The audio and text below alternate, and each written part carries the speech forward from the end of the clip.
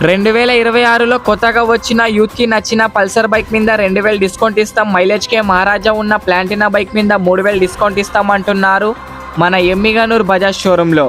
అసలు ఏ పండగ ఆఫర్ లేకుండా మన ఎమ్మిగనూర్లో బజాజ్ షోరూమ్ తరపున కొన్ని రోజులు ఆఫర్ పెట్టినారు.